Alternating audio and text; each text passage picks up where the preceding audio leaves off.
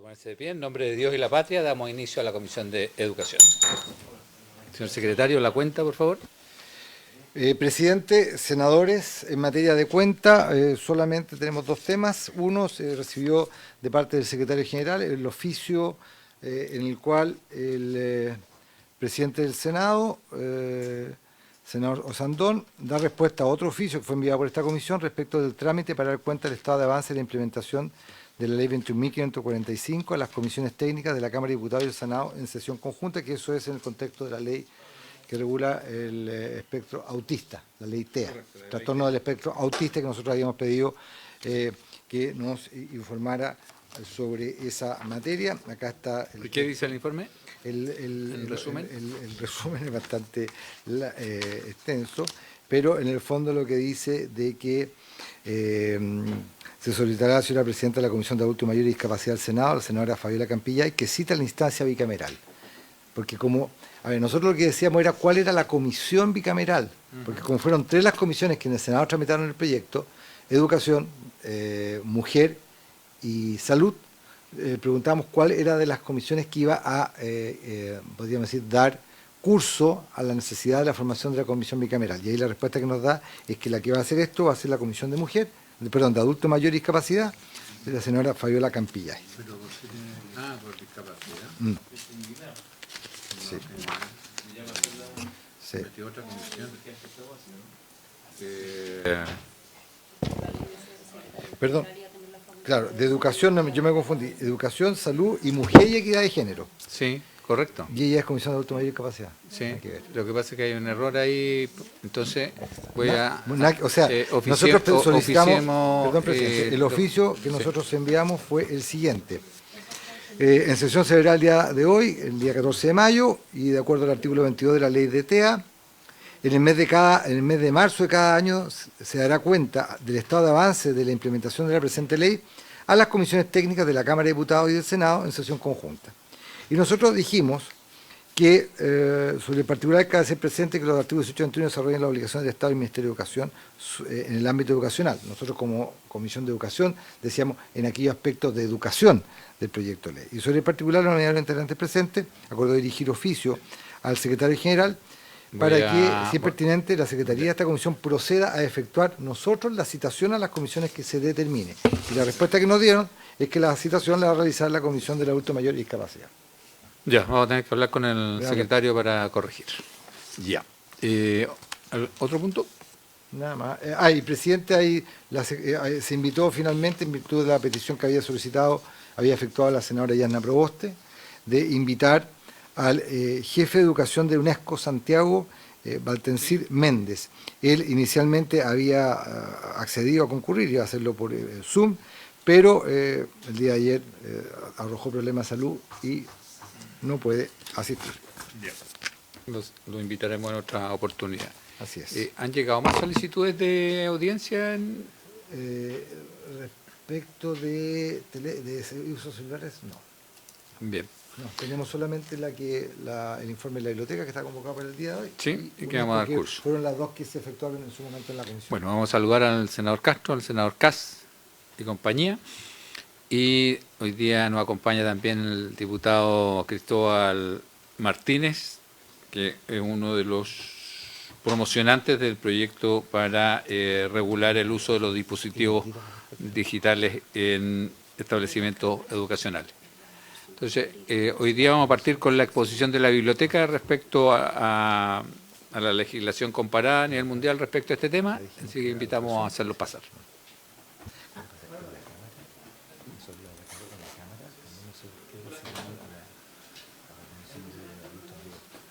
Personas mayores y discapacidad, que designaron de allá. Pero... No, tenemos que coordinar nosotros, las comisiones bicamerales coordinamos de acá, pero allá dijeron que la que tenía que ver este tema era la comisión, ninguna de las que tramitó el proyecto. En el Senado. ¿Ah? No, pues. Ninguna de las que tramitó el proyecto acá, la Cámara dijo, no sé cómo habrá sido la comunicación que se hizo, nosotros simplemente dijimos educación. Una copia para la sala y lo voy a con el secretario para seguimos. Muy poco.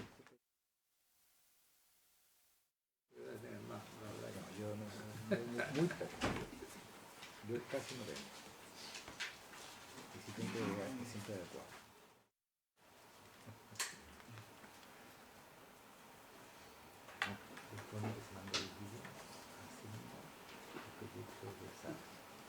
Hoy día. Para que lo comentara. Yo estoy viendo Hacienda.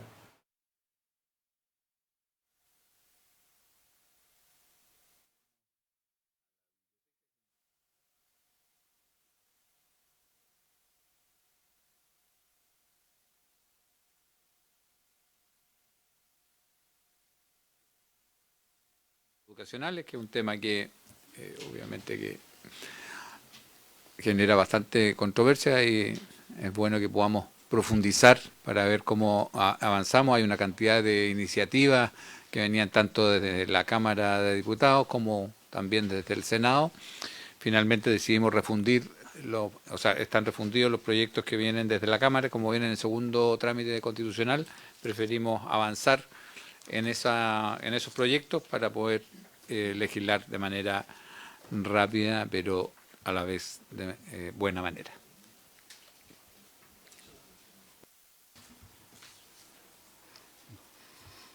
Bien, buenas tardes,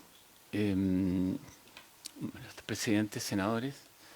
En primer lugar, agradecemos la invitación y vamos a pasar inmediatamente al tema. Nuestra presentación se organiza en torno a dos partes. La primera, una revisión rápida, sucinta, breve del proyecto de ley que fue aprobado en la Cámara. Y la segunda parte, vamos a tratar de responder a la pregunta ¿qué nos dice la experiencia comparada? Y para eso investigamos con cierta profundidad 6 países. Incluimos también el caso Chile, como caso 7, como para, digamos, tener a la vista coincidencias o diferencias. En primer lugar, el proyecto de ley aprobado en la Cámara, desde el punto de vista de la estructura normativa que tiene, esto es importante si le damos importancia a la técnica legislativa, el propósito de mejorar la calidad de la ley, ¿ya? Esta es una ley modificatoria, no es ni con mucho una reforma estructural, evidentemente, pero es una ley modificatoria a través de un artículo único con 6 numerales, modifican la Ley General de Educación, por lo tanto, o sea, el DFL2 del 2009, por lo tanto, son todas disposiciones de rango orgánico constitucional. Debo decir de que en la Cámara fue aprobado en general por 134 votos sobre 155 diputados en ejercicio. Este proyecto de ley, en su estructura, modifica 3 párrafos, ¿ya? Introduce normas en 3 párrafos. En primer lugar, en el de principios y fines de la educación. Agrega un nuevo, y hay que decirlo, extenso, el principio inspirador del sistema educativo. Vendría siendo el letra O, artículo 3, letra O, en el que se impulsa un uso responsable de la tecnología en el proceso formativo.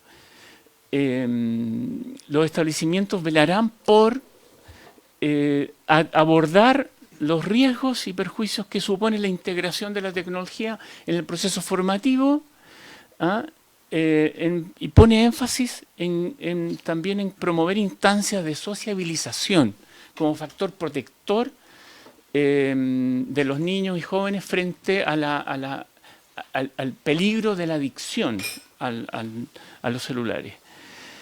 En este mismo párrafo introduce un nuevo artículo, digamos que lo denomina 3 bis, donde introduce 3 conceptos de medios tecnológicos, en realidad tal vez haciendo un uso inapropiado del lugar donde incorpora estos conceptos, porque son principios y fines, ¿ya?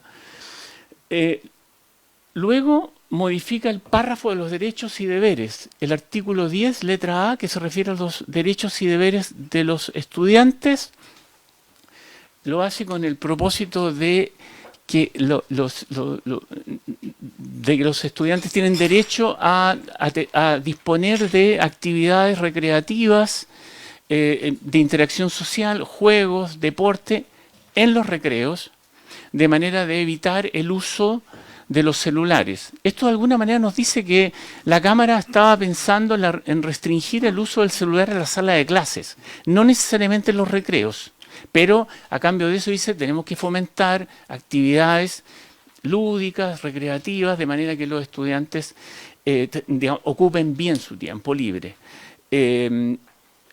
Modifica el derecho, pero también el deber de participar de los estudiantes, de proponer qué juegos serían, etc.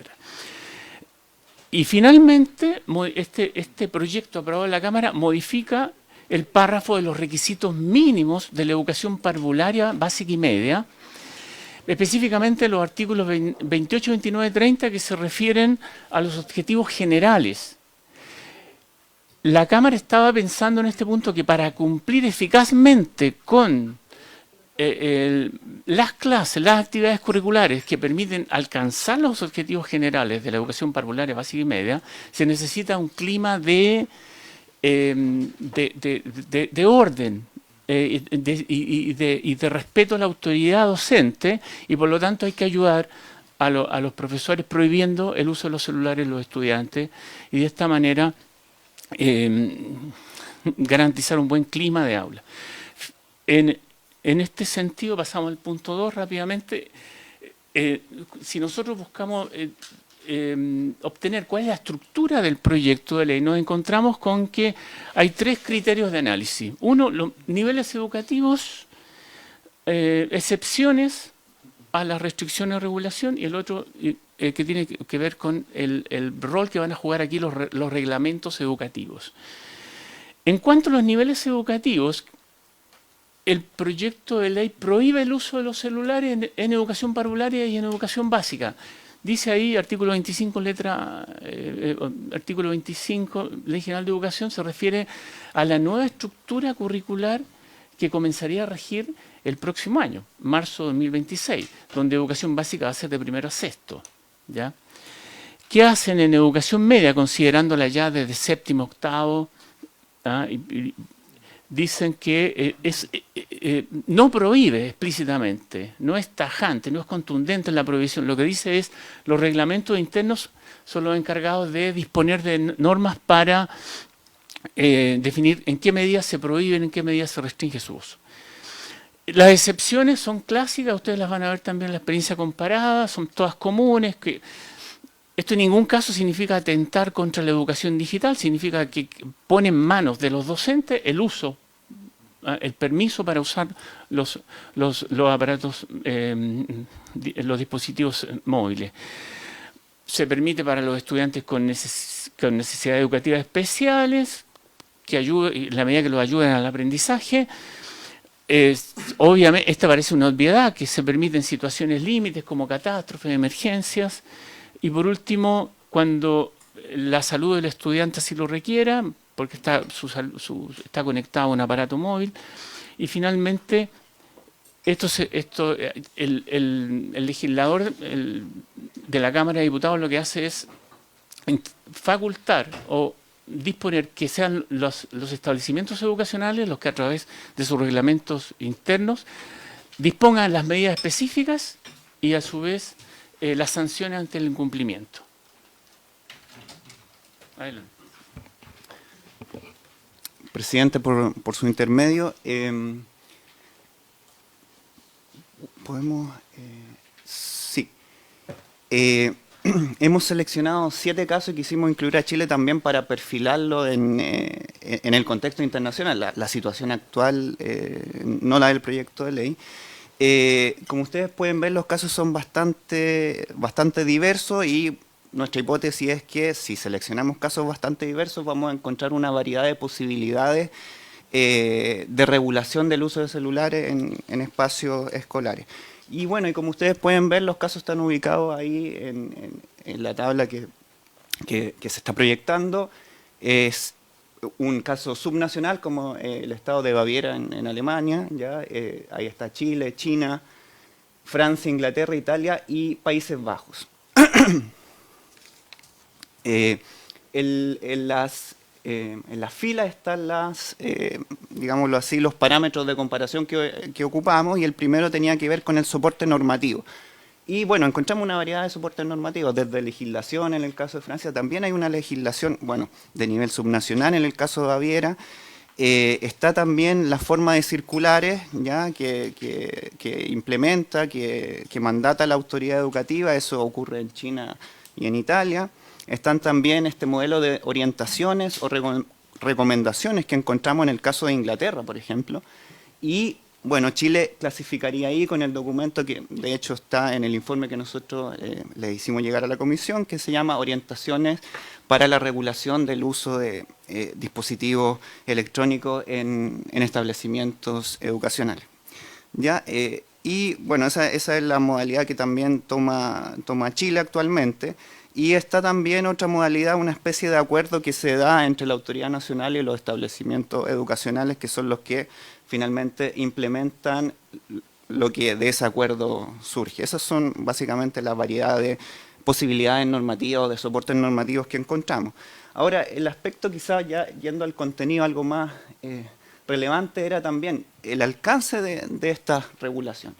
Y ahí básicamente distinguimos en que se regula el uso del celular, o se prohíbe, solo en el aula o en toda la jornada escolar. Ahí vemos que Chile, Italia y Países Bajos actualmente se refieren solo a lo que ocurre dentro del aula, mientras que quienes se refieren a toda la jornada escolar son los casos de China, Francia, Inglaterra y, y Baviera. Ahora, otra cosa es el énfasis que se le da a esa regulación. Y vemos que en el caso de Chile hay un énfasis más en el uso controlado actualmente, como el estado de Baviera en Alemania, y hay otros que tienen un énfasis más en la prohibición, como sería China, la misma Francia, Inglaterra, Italia y Países Bajos. Sí. Otro parámetro era el nivel educativo, o sea, no solo nos centramos en el alcance, digámoslo así, espacial, dentro o fuera del aula, sino también en el alcance temporal a través de la trayectoria educativa, ¿ya? Y de los casos pudimos, mediante un ejercicio inductivo, poder perfilar dos modelos, ¿ya? Uno más bien invariante en la prohibición, que prohíbe en todos los niveles educativos, y así hay excepciones, obviamente, excepciones a esa prohibición, pero que principalmente prohíbe, y eso es China, Inglaterra, Italia y Países Bajos, y había modelos más progresivos en la flexibilidad, ¿ya? Se prohíben las primeras etapas, ya como ocurre en el caso de Baviera en toda la primaria, y se flexibiliza en la secundaria. Perdón. En el caso de Francia se prohíbe bastante y se flexibiliza en la educación secundaria superior solamente. Y el caso de Chile actualmente recomienda que se prohíban parvularia, pero ya recomienda también que se haga un uso más bien controlado a partir de la primaria y cada vez más flexible a medida que se avanza en la trayectoria educativa. Respecto del fundamento de esas regulaciones, aquí encontramos ciertas regularidades. Los fundamentos son, digámoslo así, están presentes en todas las regulaciones y son muy similares, que es la prevención de precisamente las conductas no deseadas que lleva el uso del celular, y que eso puede obstaculizar al aprendizaje, ¿ya? O sea, la concentración es lo que atenta el uso no controlado del celular, y a la convivencia escolar también. Y otro aspecto, otro fundamento que se repite es el uso controlado para apuntalar las competencias digitales, ¿ya? O sea, se promueve el uso precisamente con ese objetivo. También la Comisión nos solicitó por su intermedio, presidente, referirnos a aspectos de evaluación de estas políticas. Como muchas son recientes, no había muchas evaluaciones en práctica en los países, pero sí encontramos que en dos países hubo, ¿ya? En el caso de Francia, primero lo que hay es que ellos establecen una legislación y después impulsan un programa piloto, ¿ya? Que se llama Pausa Digital. Y bueno, algunos colegios voluntariamente se suman a ese programa e implementan ciertas regulaciones. y se reportan principalmente impactos positivos de la regulación del uso del celular y de las prohibiciones en ciertos niveles educativos, ¿ya? Y bueno, lo que se reporta es que aumenta la interacción social, hay más actividad física en los recreos, disminuye el acoso y mejora, por supuesto, la concentración en el aula, ¿ya? Y el otro caso era Países Bajos.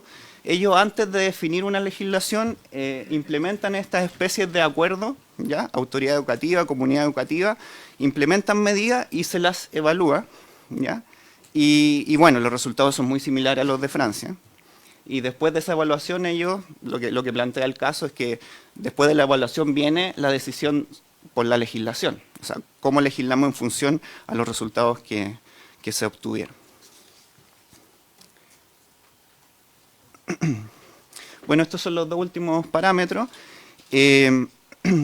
También nos pareció importante relevar esto de cuánta participación tiene la comunidad educativa en la decisión respecto de estas reglamentaciones. Y lo que pudimos obtener de los casos, pudimos hacer una gradación acá con los colegas y definimos que habían básicamente países con alta participación ciudadana y bueno, y ahí está Chile actualmente con el documento de orientaciones para la regulación que se asemeja a Baviera y a Países Bajos, que tienen una muy alta participación de la comunidad educativa. Luego hay dos países que tienen una participación más moderada, donde la comunidad educativa, digámoslo así, no se involucra tanto o no se requiere que se involucre tanto. Eso es Francia e Inglaterra. Y ya los que tienen una derechamente baja participación de la comunidad educativa son Italia y China. Y ya, para terminar, las excepciones al uso controlado, ya a los usos controlados preestablecidos o a las prohibiciones derechamente, siempre tenían que ver, en todos los casos, con fines pedagógicos, ¿ya? O sea, se usa el celular porque un docente, un directivo así lo dispone para realizar una actividad específica de acuerdo al currículum, etcétera. Y sobre todo también lo otro que observamos es que no se puede impedir el uso del celular cuando así algún estudiante lo requiera, especialmente estudiantes con necesidades educativas especiales. Eso por mi parte, presidente.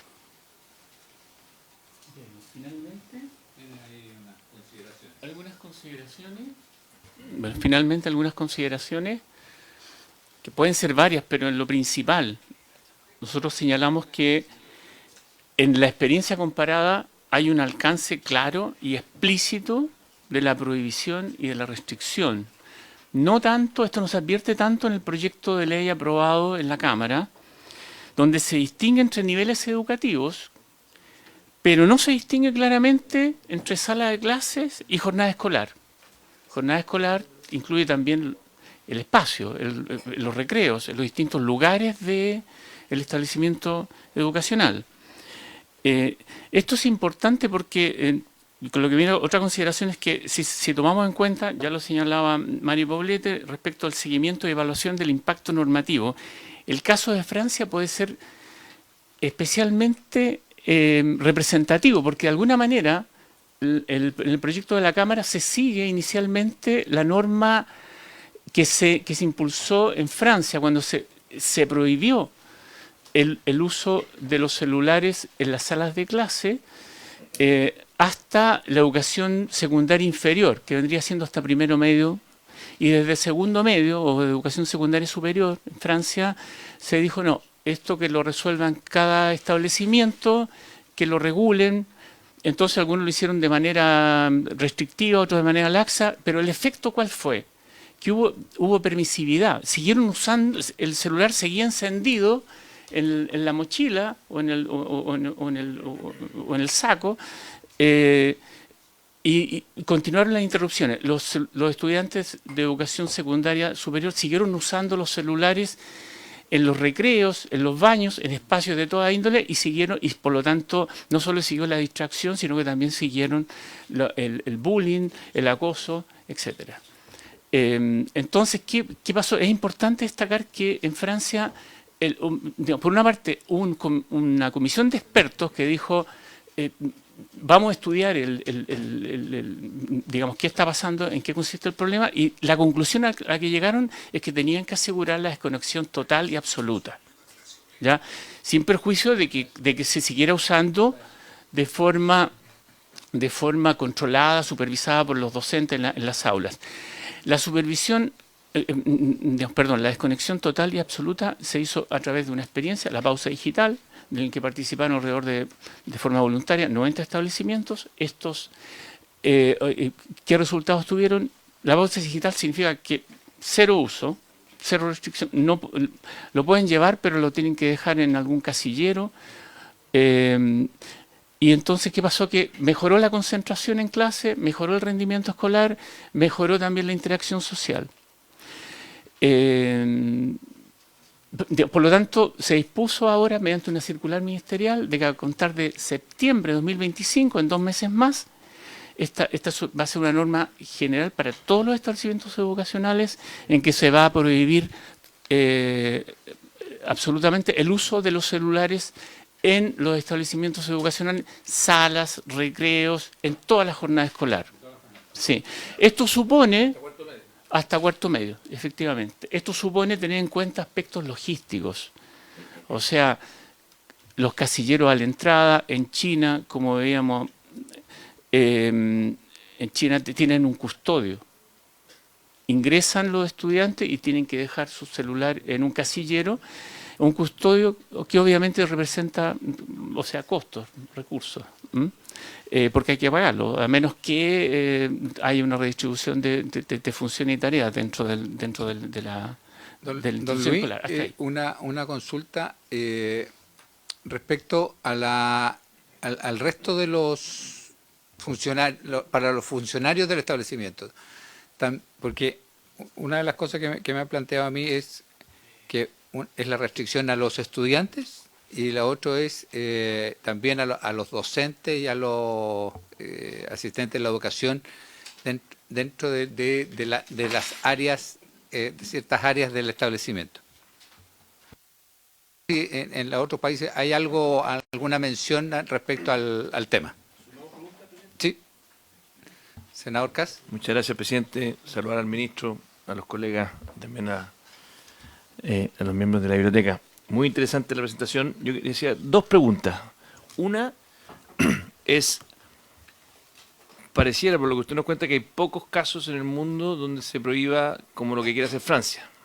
O hay muchos más. O sea, en el fondo quiero saber si es que con más evidencia no se ha encontrado algún costo negativo asociado a moverse a un esquema que, por lo que usted me dice, me parece bastante razonable, me parece interesante. Que es decir, sabe que en el colegio vamos a tener completamente desconexión, cosa que la interacción más social y la concentración sea total. Entonces, es bien drástica la medida, pero por lo mismo parece interesante, parece arriesgada, pero parece interesante. O sea, parece que podría tener rentabilidad social importante. La pregunta es si es que han habido otros países que lleven más tiempo que Francia y que por lo tanto podamos analizar esos países para ver si es que hubo algún punto ciego que no estamos viendo, de algún costo asociado que también no estamos viendo. Esa es la primera pregunta. Porque efectivamente, si no, en el recreo, presidente, todas las interacciones que genera, ¿no es cierto? Hoy día la conexión digital te genera muchos estímulos y muchos roles hacia afuera que no puedes controlar, ¿cierto? Con otros colegios, con otros, se genera una tensión que obviamente es la que se quiere cuidar. Entonces, y la segunda pregunta, presidente, es otros países, porque ustedes nos nombraron aquí Baviera, Chile, China, Francia, Inglaterra, Italia, Países Bajos, países como Finlandia, otros países, o sea, entiendo que hayan elegido algunos que pueden profundizar, pero todo el resto de países de la OCDE que en el fondo están ahí, simplemente no ha hecho nada o simplemente eligieron esto por alguna... Finlandia siempre fue un caso que se nos presentó como un paradigma de una educación de excelencia, donde además se confiaba mucho en el profesor. Como eran tan exigentes en la formación de profesores, una vez que ya eran profesores los dejaba mucha libertad al profesor. A diferencia de otros paradigmas donde en el fondo se le dan instrucciones muy precisas al profesor. En el caso de Chile somos extremadamente a veces desconfiados del profesor y le damos un currículum a impartir que al final el profesor no tiene mucho libertad para hacer lo que quiera en la clase. Entonces, en otros países que no están acá, que son paradigmas de buena educación, ¿qué es lo que ha hecho Finlandia y tal vez otros países que tienen buena calidad de educación y que tal vez dejaron fuera. Gracias, don Luis. Ya, muchas gracias. Debo señalar que esta investigación la hicimos con un equipo en la biblioteca. Aquí está presente Pamela Cifuentes, que puede ayudar también en la elaboración de la respuesta, y Mario Poblete, y quien les habla. Sí, por favor. En lo específico... La discriminó, Luis, que se siente No, decirle a... De ninguna manera. Respecto de su pregunta, el presidente, nosotros no encontramos restricciones específicas o normativas específicas sobre el uso de los celulares para personal directivo, personal docente. Lo que yo sí le puedo comentar es que nosotros hemos sabido de casos concretos, reales, en Chile, donde en los establecimientos educacionales se ha prohibido el uso de los celulares en la sala de clase, pero sin embargo hay docentes que lo siguen usando. Y estos lo siguen usando no con fines formativos, sino que para ver TikTok y ese tipo de redes.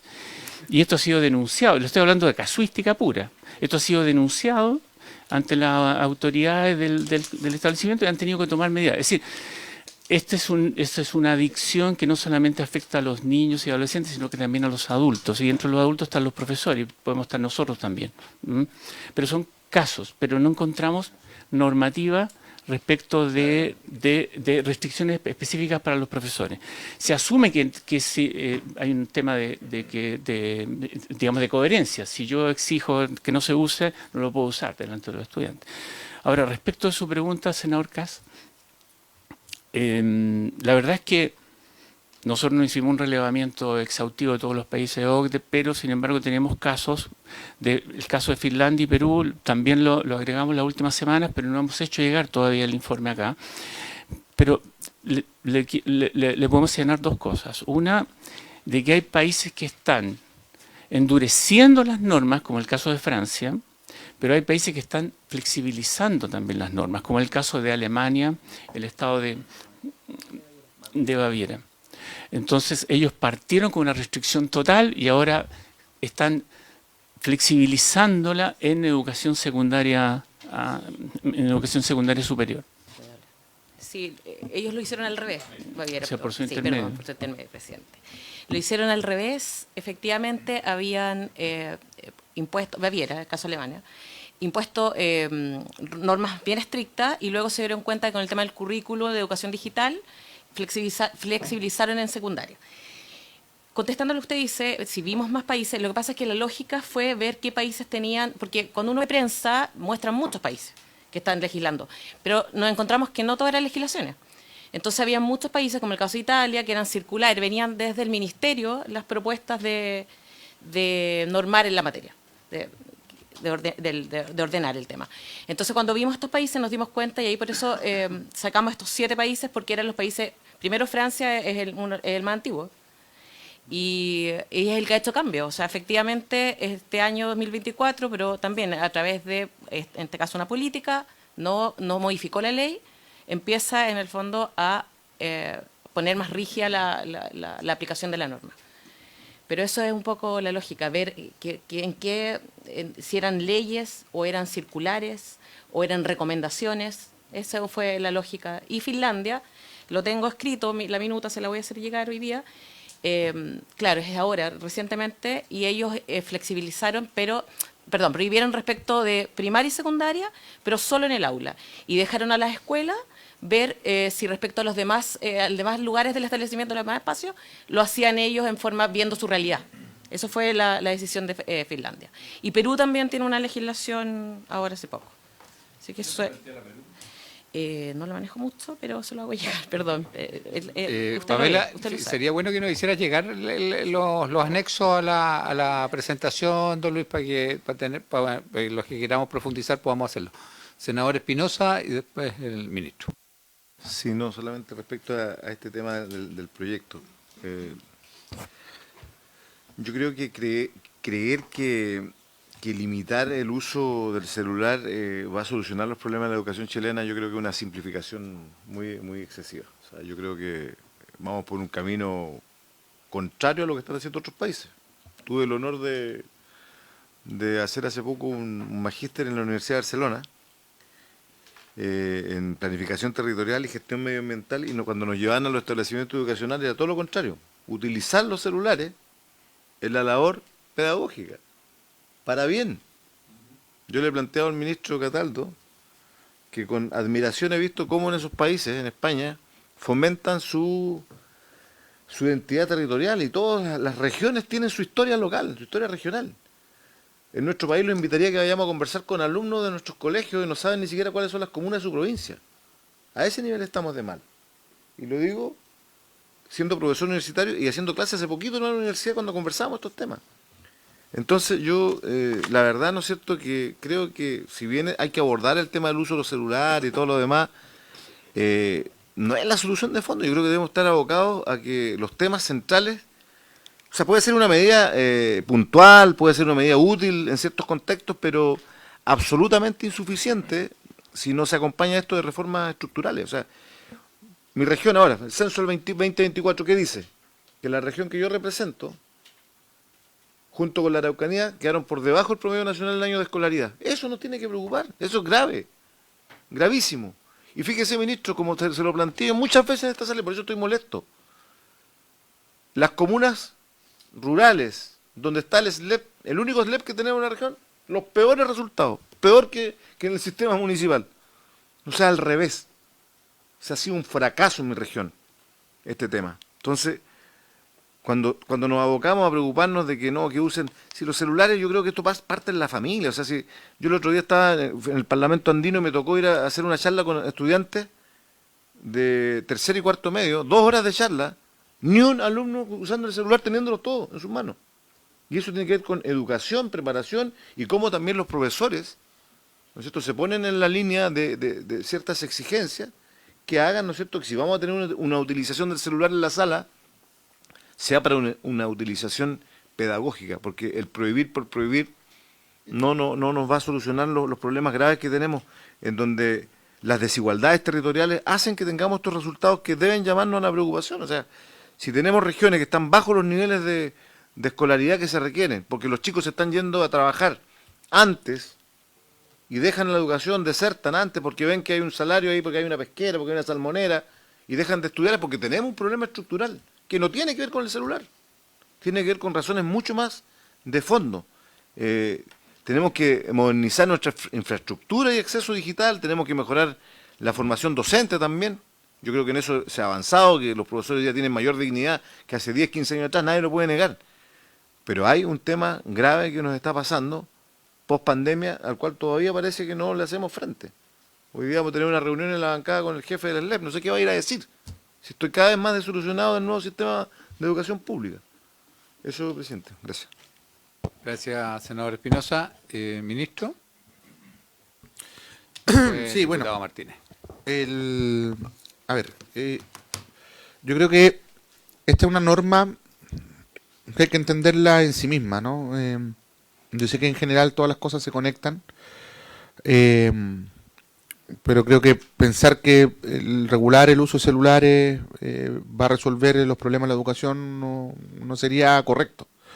Y creo que es bueno sentar eso, para que la discusión se dé en su mérito y no nos confundamos, digamos, en el propósito de la legislación.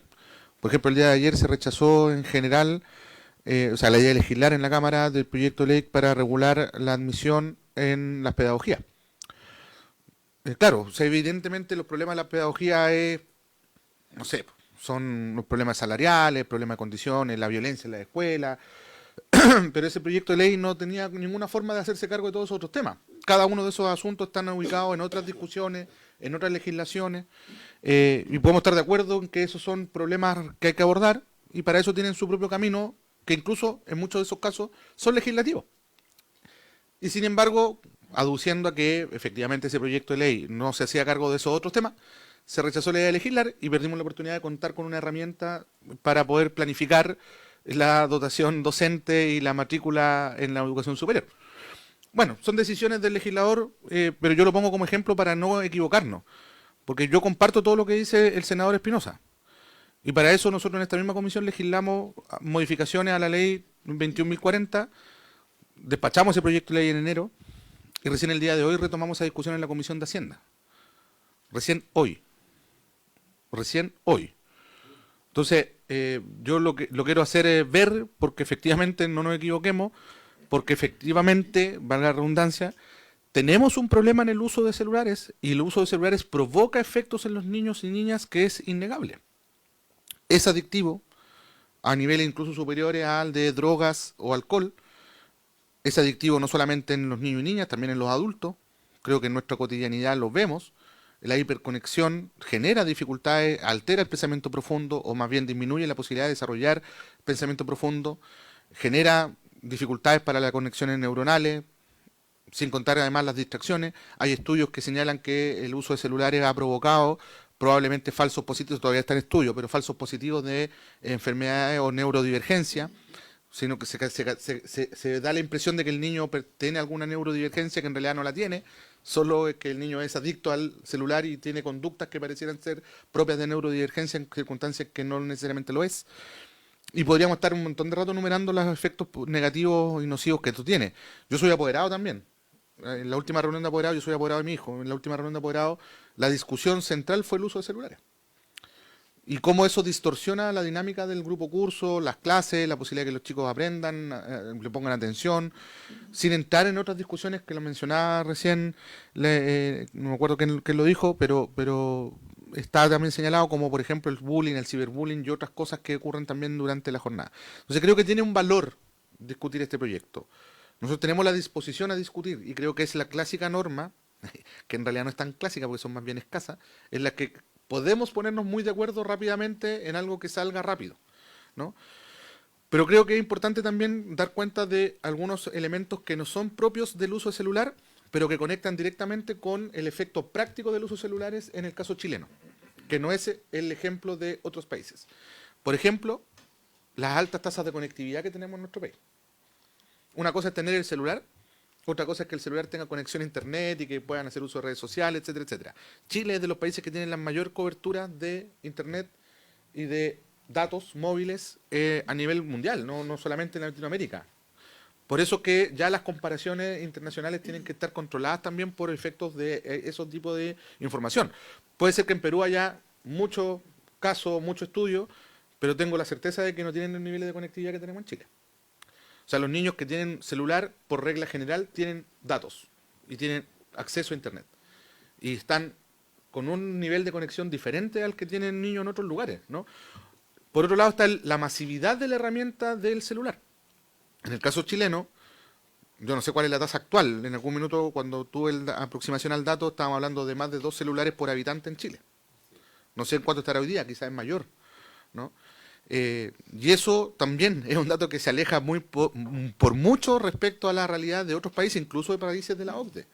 O sea, ni la conectividad ni el acceso al aparato celular es igual, ni siquiera en los casos de los países de la OCDE. Entonces creo que tenemos que también controlarlo a partir de esos datos, porque la herramienta es más o menos perjudicial, es más o menos efectiva, también en función de estos elementos como por ejemplo la masividad del acceso o la conectividad, que es tan relevante para que efectivamente ocurra lo que queremos regular, ¿no? Sobre todo para no equivocarnos, porque yo tiendo a pensar, en mi calidad de profesor, que claro, a menos que haya una planificación pedagógica del uso de la herramienta, la tendencia debería ser más bien a restringir el uso del aparato durante la jornada. Es una primera aproximación, porque efectivamente lo que uno busca es la desconexión y por tanto la concentración en el proceso educativo que no empieza ni termina dentro de la sala de clase. Uno no está 45 minutos educándose y luego pasa a otra etapa.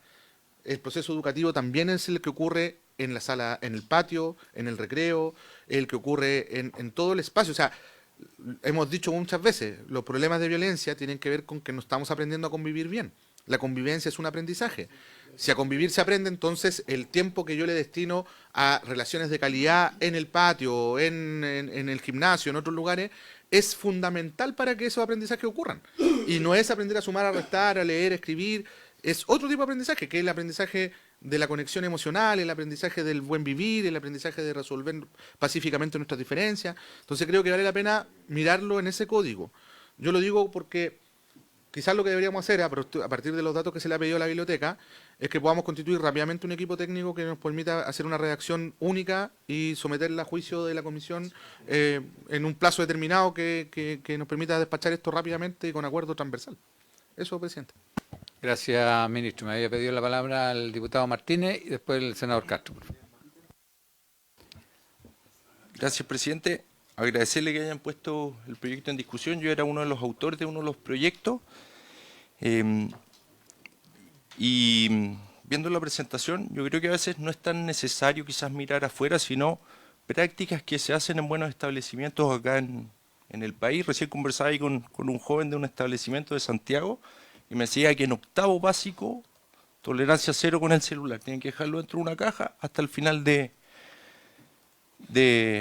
la jornada. Entonces, miremos un poco adentro también qué se está haciendo hasta tercero medio. Exactamente, y ellos deben tener estudios y todo relacionado a ello porque llegan a eso. Yo iba a decir justo lo que decía el ministro. A nosotros nos tocó, presenté un proyecto de cargador universal y me tocó ver el nivel de accesibilidad a los aparatos electrónicos y de cobertura de Internet. Chile es número 1 a nivel continental. Tenemos más celulares que chilenos. Hay 24 o 25 millones de aparatos. Entonces, sería interesante, si se puede solicitar ahí, presidente, a la biblioteca, ver la cantidad de aparatos que hay dentro de los estudiantes, cuánto es el porcentaje, según los niveles. Yo creo que ahí nos vamos a pillar una sorpresa porque deben tener incluso más que en países de los que están estos estudios. Y en tercer lugar, quería solo poner sobre la mesa que poco se habla sobre estos temas. La idea es también poder generar debate, poder generar conciencia. Dentro de las charlas que me tocó ver cuando discutimos este proyecto, es el impacto que genera en los más pequeñitos, en primero, en segundo básico, que parte del cerebro se desarrolla compartiendo con sus compañeros, desarrollando la creatividad, el compañerismo, y eso se bloquea al pasarle aparatos a los más chicos.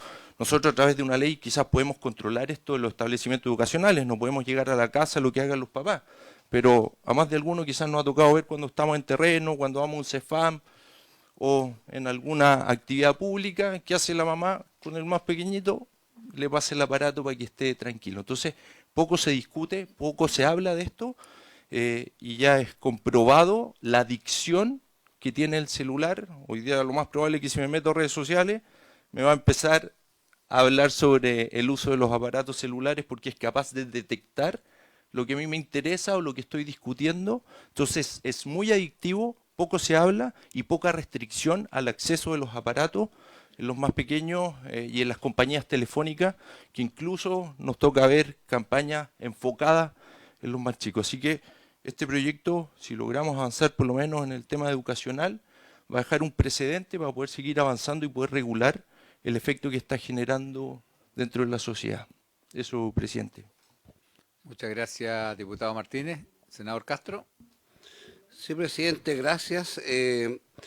Presidente, yo tengo la impresión de que es importante tener una discusión de este tema, porque en esta mesa no vamos a estar todos de acuerdo, obviamente, porque tenemos diferentes miradas. Pero si uno le aplica sentido común a lo que sucede hoy día con nuestros niños, es un tema bien complejo de entender, porque muchas veces los padres queremos que los niños no molesten y se les pasa un teléfono para que los chicos se entretengan. Pero hay que ponerse en el caso de qué es lo que queremos como sociedad, qué es lo que queremos como mayores para frente a la educación. Y ahí uno siente de que en una sala de clase donde hay 40 niños con un teléfono, ¿qué preocupación pueden tener esos niños frente a un profesor? Entonces, ¿qué es lo que queremos nosotros para nuestros niños? ¿Cómo queremos que nuestros niños actúen entre entre sí, que se diviertan, que jueguen, que esa convivencia que deben tener los niños para su propio desarrollo. Yo creo que tenemos que tener una discusión, aquí tienen que haber especialistas que nos expliquen. Yo creo que todos estos países tienen, cada uno ha ido tomando decisiones porque han visto que es necesario regular este tema. Y eso lo vemos también en los adultos. Si los adultos también, aquí en esta misma, llamemos, comisión. O sea, el celular siempre está presente, estamos preocupados del celular y no muchas veces de lo que están exponiendo nuestros invitados. Y eso también hay un tema que nosotros tenemos que hacernos cargo de ello. Por eso yo creo que aquí, este es un tema que debemos discutirlo, ver qué es lo mejor para nuestros alumnos, hasta qué edad es razonable, porque también hay edades que son razonables, que a lo mejor hay que tener ciertas prohibiciones. Es parte de la educación que debemos sentir y de lo que debemos esperar nosotros del resultado de una educación que le entregamos a nuestros niños. Obviamente que no tiene nada que ver a lo mejor el uso del teléfono con la calidad de educación que tenemos, son dos cosas totalmente separadas. ¿Ya? La responsabilidad de un profesor frente a sus alumnos haciendo uso de su celular en la sala de clase, también hay una falta de respeto frente a una exigencia que debemos nosotros aplicar. Por eso yo creo que, y valoro este proyecto para que lo discutamos y tomemos una decisión. Especialistas, no me cabe ninguna duda que vamos a encontrar especialistas que van a venir, nos van a explicar y tendremos que ser capaces de tomar una decisión. Yo espero de verdad que en una discusión se logre lo mejor para que nuestros alumnos entiendan de que la responsabilidad de ellos es aprender, desarrollar su mente. A lo mejor el teléfono, a lo mejor aparece un científico que va a decir oye, que el uso del celular los lleva de mejor forma a desarrollar la mente de los niños. A lo mejor es así, yo no tengo ese conocimiento para poderlo asegurar, pero no me cabe ninguna duda que vamos a querer lo mejor para nuestros niños y buscar el mejor resultado que pueda tener el uso de una herramienta que hoy día es muy masiva y que nos entrega mucha información, porque en el fondo hay que entender que hoy día toda la información que nosotros queramos está en el teléfono, pero los propios profesores son capaces de hacer uso de esa información y de pedir a los niños que hagan uso de esa información sin poder desviar la atención.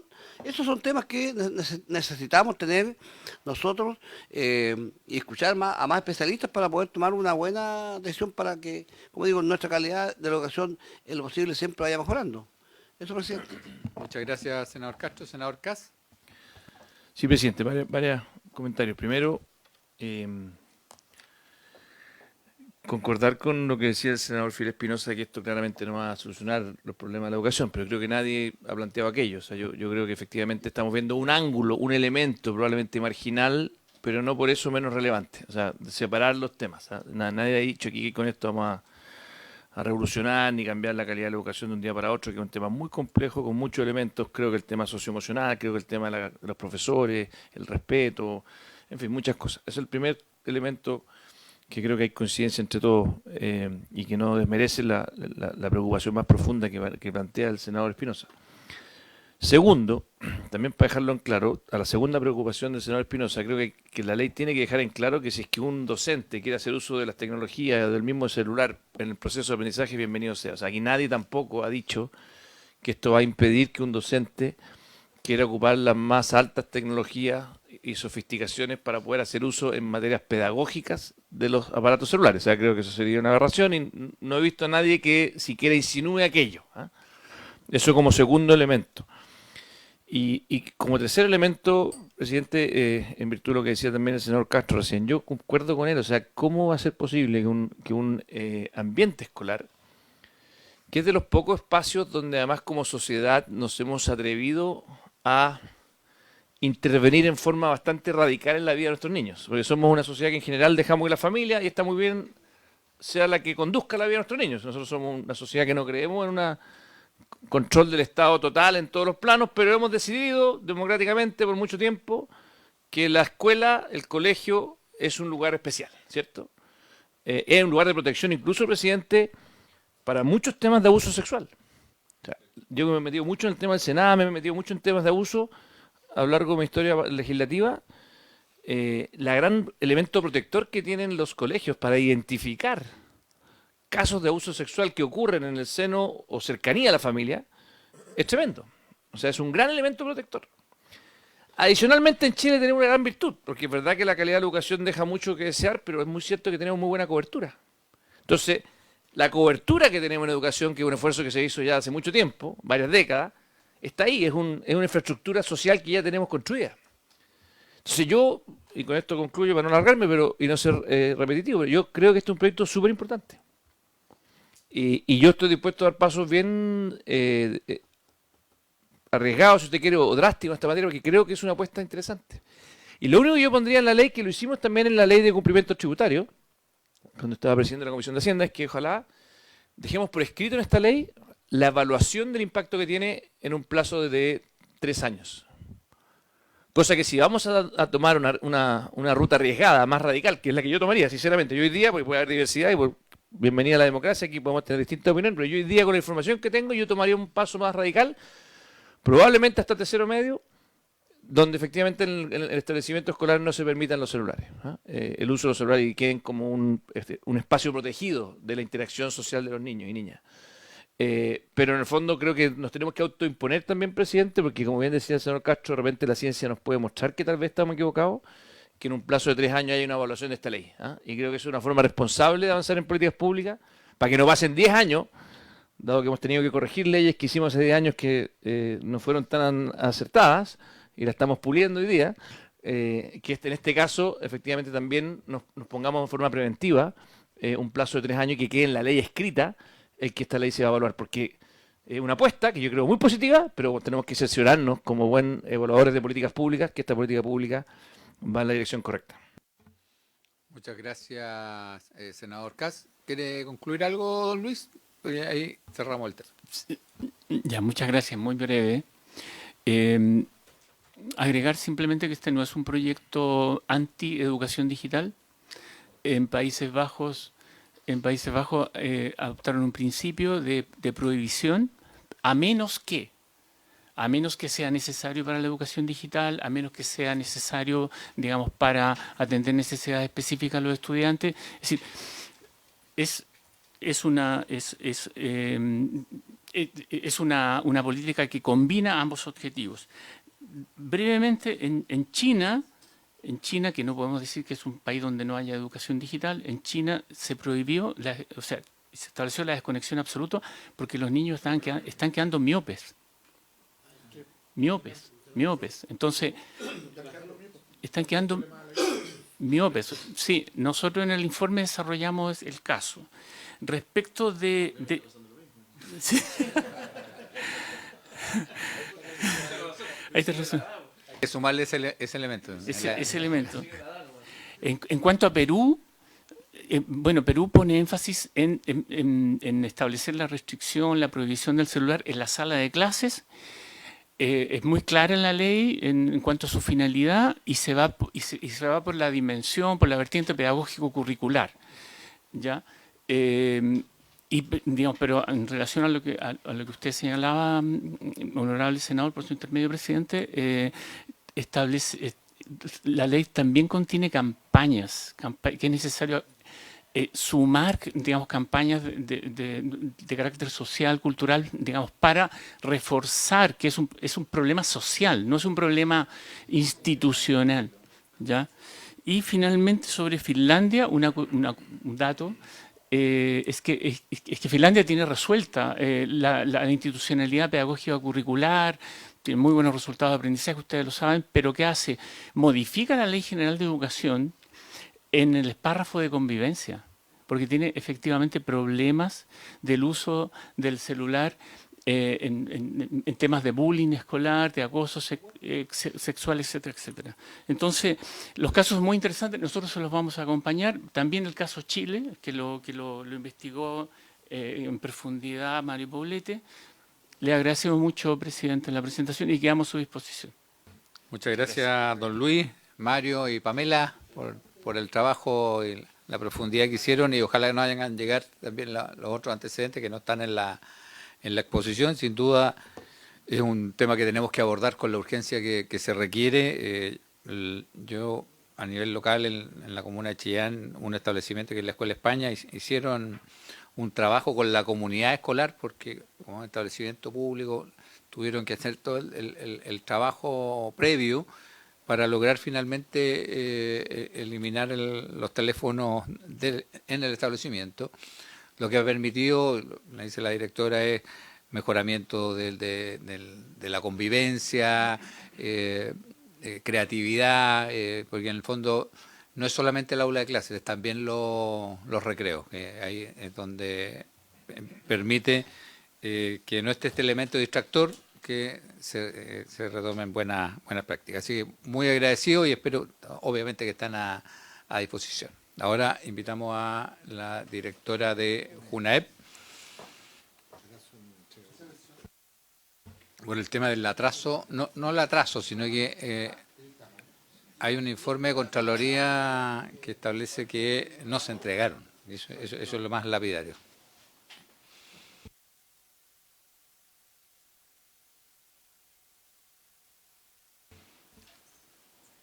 Le damos la bienvenida a la directora nacional de JUNAEP, la señora Camila Rubio.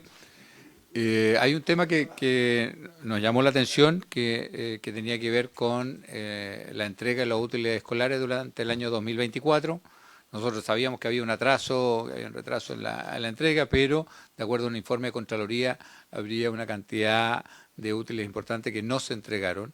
Y eso queríamos saber cuál es la respuesta que tiene la JUNAEP, porque es de la máxima gravedad, no es solamente que llegaron atrasados, que llegaron bastante atrasados, pero la no llegada de los útiles escolares significa también, yo no sé si se tomaron medidas con la empresa para la recuperación de los recursos, porque en el fondo son temas que queríamos que pudiese profundizar, directora. Muchas gracias, presidente, y por su intermedio saludar a los senadores, saludar también al ministro de Educación y a todos los que están hoy día presentes. Agradecerle en primer lugar poder estar acá para poder aclarar varios puntos. Muchas veces salen informes y luego lo toman los medios de comunicación y a veces la información no necesariamente es la más certera, entonces me gustaría ir contándole un poquito del programa del programa de útiles escolares, que programa de alimentación también nos toca. Sí, por eso hay uno se pega ahí con el programa de alimentación. Bueno, programa de útiles escolares. Primero, solo como contexto general, contarles que nosotros llegamos a 2.100.000 estudiantes a nivel nacional. Son 25 millones de artículos que entregamos. Es harta y es importante poder señalarlo esto para poder dimensionar los niveles de compra que implica una licitación como el programa de útiles escolares. Y se entregan a más de 8.000 escuelas, 3.200 de ellas son particulares subvencionadas. Eso como en contexto general del programa de útiles escolares. Este programa, primero, es un apoyo complementario para las familias. No es un programa que entregue la totalidad de los sets de útiles que requiere una familia, sí complementa lo que las familias necesitan a través de distintos kits. Son 6 kits distintos y es importante poder mostrarles por qué son diferentes, porque tiene que ver justamente según cada ciclo educativo. No es lo mismo que lo que necesita un estudiante de primero o cuarto básico o que tiene algún tipo de necesidad educativa especiales, y las bases de licitación requieren necesariamente que se genere una especificación de cada uno de estos sets de útiles que se utilizan según cada set, esto para poder asegurar la calidad, la pertinencia, que sean los mismos tamaños para poder ser comparativos los precios entre uno y otro. Entonces se requiere ese nivel de especificidad en estos distintos sets de útiles que se entregan. Se entrega al 100% de los establecimientos públicos y de forma focalizada a los establecimientos de educación subvencionada. Pero además, durante el año 2024 se complementó, además de la entrega regular, se entregó un kit de emergencia luego de los incendios en Valparaíso. Esto gracias a la Subsecretaría del Interior, que entregó los recursos para que pudiésemos generar esta compra extraordinaria de útiles escolares para los estudiantes afectados de los incendios de febrero. Y esto tuvo un costo de 101.880 millones, fueron 3.680 sets que se entregaron en febrero. ¿Y por qué creo importante poder colocarlo también? Porque el set de útiles escolares no solamente se entrega en periodo regular, sino que también hemos entregado sets en distintas emergencias. Lo mismo sucedió en el año 2023, y si este año ocurriera algún tipo de emergencia, nosotros como JUNAEP también estamos siempre disponibles a entregar algún set de apoyo también a los estudiantes que puedan sufrir algún tipo de pérdida. Ahora, ¿qué pasó en la entrega del año 2024? Primero, la licitación fue declarada desierta. postularon 3 empresas. Siempre van a postular más o menos 3 empresas, no postulan más, 3. No postulan más principalmente por la magnitud que implica un programa como este. En el mercado no existe una gran cantidad de empresas disponibles que puedan entregar la cantidad de útiles escolares en los tiempos que nosotros lo solicitamos y de las características que nosotros lo requerimos. No son muchas más, y además los precios que nosotros también pagamos como Estado. Entonces, no son más de 3 empresas las que postulan históricamente en el programa de útiles escolares. Se declararon desiertas el primer proceso de licitación porque no se cumplían con los criterios establecidos en las bases de licitación. Y este criterio no solamente fue definido por una comisión técnica que revisó el proceso de licitación, sino que también fue confirmado por el Tribunal de Contratación Pública, alzando una suspensión del proceso, dado que, considerando que estaba siendo declarado desierta, obviamente las empresas recurrieron al Tribunal de Compras Públicas y ratificó que tenía que ser declarado desierto porque las empresas no cumplían con los requisitos que se establecían en las bases de licitación. ¿Por qué no cumplían? Son primero por la cantidad exigida de los sets de papelería de educación parvularia, y esto es importante porque, como les decía, tenemos especificidad de los tipos de papelería, de lápices, de témpera, etcétera, entonces no se cumplía en esa materia, la cantidad requerida para las muestras de los distintos kits y por los lápices distintos a los solicitados para el set regular, arte, manualidades y niños con necesidades educativas especiales. Esto obviamente son revisados principalmente por comisiones técnicas, como les señalaba, esto fue ratificado por el Tribunal de Contrataciones Públicas, hicieron inviable poder adjudicar con los recursos públicos considerando la normativa que estaba vigente.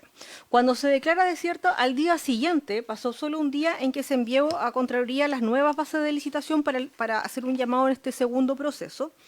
Y se convocó a este nuevo proceso licitatorio donde se generaron ciertos ajustes que tenían justamente con el objetivo de asegurar que se cumpliera con todos los elementos y no poner en riesgo nuevamente la licitación. Ahí se flexibilizaron la cantidad de los sets de papeles surtidos para poder llegar a más empresas y poder llegar de mejor forma al mercado. Se flexibilizaron la forma de los lápices, agregando otro tipo de forma justamente para poder ampliar el mercado, que el mercado sigue siendo limitado. Y sí creo que es importante, y como lo dijo usted, presidente, los sets de útiles escolares se entregaron en un 100%. Si bien, como habíamos dicho, porque además esto salió el año pasado, me tocó en el mes de mayo venir a contar un poco esto, pero los sets de útiles se entregaron en un 100%. Tarde, que fue algo que ya habíamos señalado, pero se entregaron en un 100% durante el mes de octubre. ¿Por qué la Contraloría en su informe señala que se entregó solo un tercio? Fue por la temporalidad del informe. El informe cerró cuando estaba en proceso de entrega, por tanto, no señaló la totalidad, pero los útiles fueron entregados en un 100%, por tanto, no hay algún perjuicio de recurso en torno a esto. Se pagaron a las empresas los sets de útiles entregados y se entregaron el 100% de los útiles escolares. En ese marco, en el año 2024, en el marco de la discusión presupuestaria, el compromiso que generamos como JUNAEP con el Congreso es que para el año 2025, el 30 de abril, tendríamos que haber distribuido al menos el 60% de los útiles y la totalidad para el 31 de mayo de este año. Eso fue el compromiso que generó la institución con el Congreso en la discusión del presupuesto del año 2024 para el 2025. Sin embargo, estos útiles fueron entregados todos en abril, cumpliendo un mes y medio antes del compromiso que ya habíamos establecido con el Congreso. Se entregaron el 100% de los sets, cantidades similares, son más de 2.100.000 útiles escolares entregados a educación pública y subvencionada. Y para el año 2026 y 2027, las bases de licitación ya fueron publicadas, están publicadas desde el mes de junio en el portal, lo que obviamente da los tiempos suficientes en caso de que se genere algún tipo de eventualidad para poder llegar de buena forma a la entrega de los útiles escolares. Y también es importante que hoy día son bases 2026 y 2027, esto también fue a partir de la posibilidad de parte de las conversaciones que se generaron en la discusión de presupuesto, que también nos permitían como institución hacer licitaciones bianuales, que eso podría facilitar los procesos como este. En estas bases de licitación se consideraron varios elementos que fueron también observados por la Contraloría, porque estas observaciones también fueron parte de los preinformes anteriores. Se elaboró un manual de definiciones técnicas de los útiles escolares, para los años 2026 y 2027. Y este documento refuerza criterios de pertinencia, de funcionalidad de los sets de útiles escolares e incorpora mejoras como las especificaciones técnicas por producto, peso, tipo de papel, encuadernación, entre otros, revisión de cantidades y formatos según nivel educacional, se hizo algunas variaciones, y este proceso no fue solamente realizado por el equipo técnico de JUNAEP, sino que fue validado por el equipo del Ministerio de Educación a través de la División de Educación General y de la Subsecretaría de Educación Parvularia para poder contar con los útiles escolares adecuados al proceso de formación en cada una de las etapas educativas, y además se incluyó un análisis que se hizo de mercado a través de los procesos regulados que tiene Chile Compra para poder hacer las consultas del mercado que permitiera evaluar cuáles son todas las alternativas que el mercado tuviera. Se hizo la conjunción de los elementos técnicos más las alternativas de mercado, y eso fue lo que se está estableciendo hoy día en las nuevas bases de licitación para el año 2026-2027, presidente. Ministro. Muchas gracias, presidente. Yo quiero destacar el cómo se han ido corrigiendo problemas históricos en realidad de la implementación del programa. Ya por segundo año consecutivo se levanta una licitación plurianual que justamente busca anticiparse a las dificultades que evidenciamos el año pasado, pero quiero decirlo con mucha claridad también, presidente, el problema no es exclusivo del año pasado. El año pasado adquirió relevancia política, comunicacional, pero si uno mira la historia hacia atrás, encuentra años en el que incluso la distribución de los útiles ha sido más tardía, ¿no? Quiero llamar la atención de aquello porque no justifica nada, pero sí es relevante para efectos de comprender que esto tiene una historia y una trayectoria que se está modificando, ¿no? Lo segundo, y que esto sí me parece relevante por las implicancias políticas sobre todo, tiene relación con el hecho de que, como muestra la directora, como lo explica, las razones de por qué la licitación se declaró desierta no es por un lápiz hexagonal, sino que son distintas razones, entre ellas está lo del lápiz hexagonal, y que en cualquier caso, dada que las bases de licitación tienen características específicas, la declaración de incumplimiento finalmente de las bases de licitación y por tanto la obligación de declarar desierto el proceso es una obligación, no es discrecional, no es una opción, ¿no? Y además con el pronunciamiento del Tribunal de Contrataciones Públicas, que es el que valida finalmente estos procedimientos. Efectivamente, es también relevante ponerlo sobre la mesa para precisar información que ha circulado comunicacionalmente hablando y que me parece que era lo menos imprecisa, ¿no? O incompleta. No quiero ponerle intencionalidad. Tan es así que, de hecho, incluso la propia Contraloría General de la República modificó el titular de la nota que sacaron ellos como Contraloría sobre este informe, donde se expresaba que se habían entregado solo 1/3 de los útiles escolares. Información que era imprecisa. Y lo modificaron por sugerencia nuestra, que efectivamente les hicimos ver que en realidad se entregaron todos los útiles y que a la fecha de corte donde ellos hicieron el análisis quizás iban en ese nivel de avance, pero la información es pública y lo que no puede ocurrir es que la ciudadanía interprete de que solo se entregó 1/3 de los útiles y no el 100% de los útiles. Pues eso no solamente no es real, sino que sería lisa y llanamente una confusión innecesaria a la opinión pública, con efectos devastadores desde el punto de vista de la confianza en la institución de la JUNAEP, que es muy relevante, y con efectos devastadores sobre el programa de útiles escolares. Sin entrar en otros temas, como por ejemplo el que se hace un juicio sobre si es suficiente o no es suficiente la cantidad de material que se entrega, porque eso no es materia de fiscalización legal, no hay, y además no es el propósito del programa. El programa lo que busca es complementar el esfuerzo que adicionalmente hacen las familias. Nunca los útiles escolares han sido la entrega de todo lo que se requiere para el año escolar completo. Entonces, nos llama mucho la atención ese tipo de observaciones en un informe de control que no tiene como propósito evaluar la política pública, tiene como propósito evaluar los actos administrativos y la legalidad de los actos administrativos, ¿no? Entonces, queremos ver esos elementos también para efectos de la comprensión correcta de este problema, que es un problema real y que tiene un camino de subsanación que ya es el que ha relatado la directora de la JUNAEP. Gracias, ministro. Senador Castro, senador Espinosa. Gracias, presidente. A ver, yo tengo una buena opinión de cómo la JUNAEP en cierta medida funciona. Yo, la verdad que he tenido la preocupación de estar preocupado de lo que pasa con la alimentación, y yo creo que el sistema de alimentación funciona relativamente bien. A lo mejor no es como quisieran todos, pero yo siento que se cumple el objetivo. Pero yo creo que el objetivo se cumple bien porque está dividido, ¿no? No una empresa tiene todo el país. Y en este caso me da la impresión que las licitaciones, como lo plantea la directora, hay 3 empresas que postulan para todo el país. Y obviamente que tenemos un país grande, largo, complejo, difícil de abordarlo en la distribución. Y yo creo que ahí tenemos un problema, y a lo mejor no es mala idea, directora, de que se dividan las regiones. A lo mejor van a haber más empresas locales que van a tener mucho más interés en participar, porque una licitación de esta envergadura es muy grande y no todas las empresas tienen la capacidad económica para enfrentar la respuesta a esta licitación. Yo creo que ahí está uno de los graves problemas que tenemos.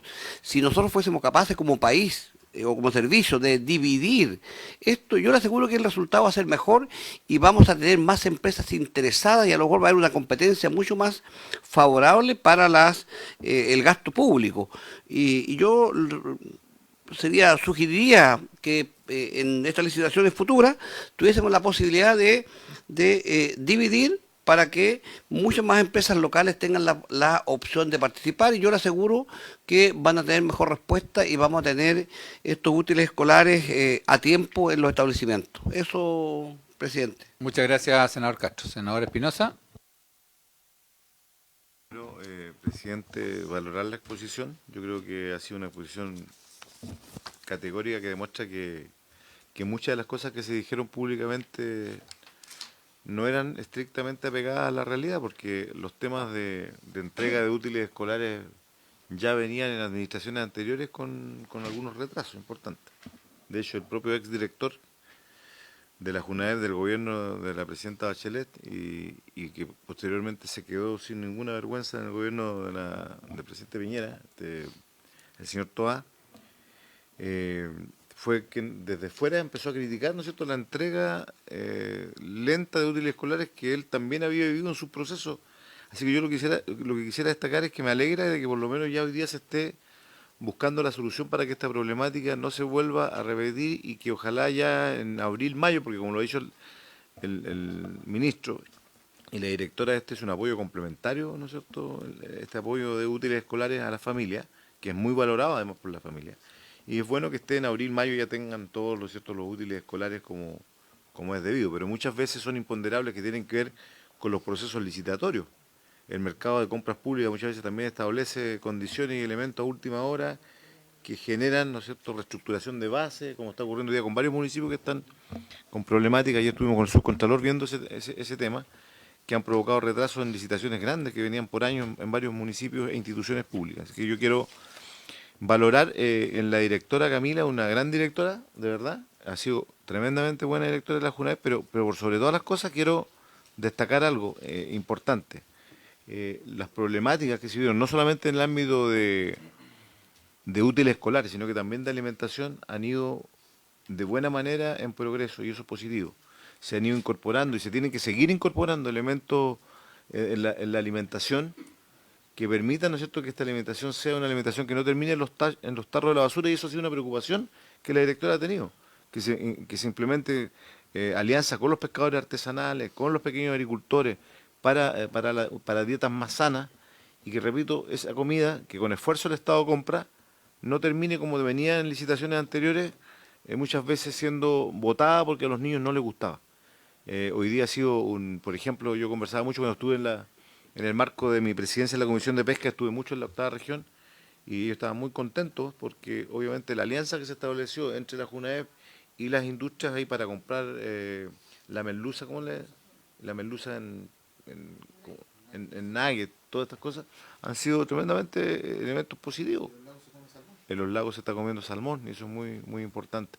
Así que yo quiero valorar eso, directora, y que siga adelante nomás, y ojalá, ¿no es cierto?, que este proceso licitatorio que se va a implementar obviamente sea con tiempo para evitar los trastornos que ha tenido en la entrega los procesos anteriores, los cuales yo reconozco que usted ha hecho los esfuerzos para superar esta situación. Gracias, senador Espinosa. Sin duda que algo positivo. Sin duda, a mí lo que me preocupó del informe de Contraloría es que decía que no se habían entregado una cantidad. Porque lo del retraso lo teníamos claro, porque venía porque se había caído la licitación y que eso se corrige, digamos, con esta licitación bianual que permite, obviamente, poder exigirle a la empresa y no estar en este vaivén de que si se cae la licitación, finalmente tenemos un retraso en la entrega de los útiles. Pero lo que me preocupó mayormente es que se dijera en ese informe que había una cantidad de útiles que no se habían entregado. Entonces, aquí usted en la exposición dice, la entrega de útiles se completó en el mes de octubre, llegando al 100% de los beneficiarios. Y esa es la respuesta que queríamos tener y que nos deja más tranquilos de que se está haciendo el trabajo como corresponde. Senadora Proboste. Muchas gracias, presidente. Quiero saludar al ministro, a la directora de la JUNAEV. Estaba en la Comisión de Minería y Energía. Estoy también votando los últimos artículos del proyecto de subsidio eléctrico, pero quiero valorar la presencia de la directora nacional de la Junta Nacional de Auxilio Escolar y Beca, porque además de los temas de preocupación que están expuestos largamente en la presentación de ella, también en esta comisión hemos planteado nuestra preocupación respecto del protocolo de alimentación al cual se llegó a este acuerdo entre la Subsecretaría de Educación Parvularia, la Junta Nacional de Auxilio Escolar y Beca, pero nos llama la atención que dentro de este protocolo cuando uno entra a mirar quiénes estuvieron, no hay ninguna nutricionista de la Junta Nacional de Jardines Infantiles o de la Fundación Integra. Creo que en esto también compartimos transversalmente la valoración al programa de alimentación escolar. Desde la educación inicial hasta a la escuela, esto es un patrimonio que hemos sido capaces de construir en nuestro país y vemos que este protocolo pone en riesgo aquello.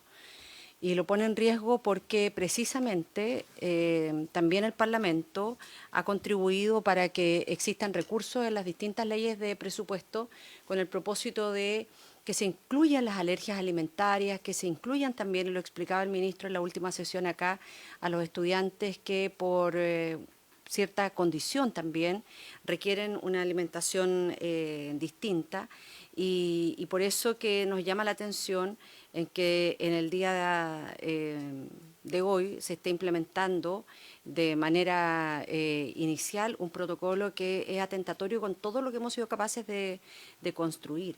Y que además esto se haya hecho sin la participación de las nutricionistas, sin la participación de quienes están en la educación inicial.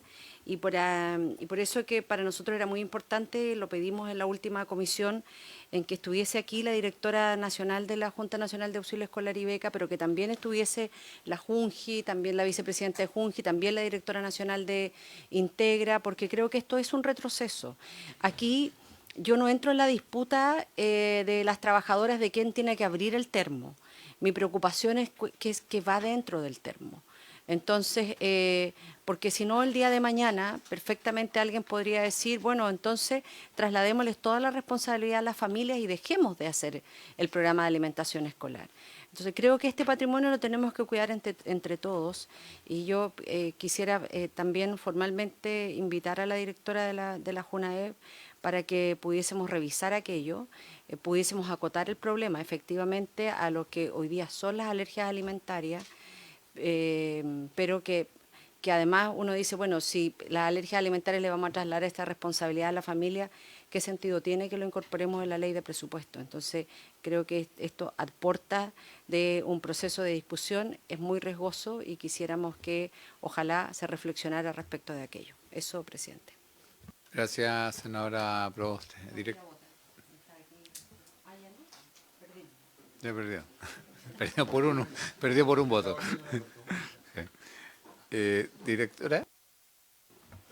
Ya, bueno, muchas gracias.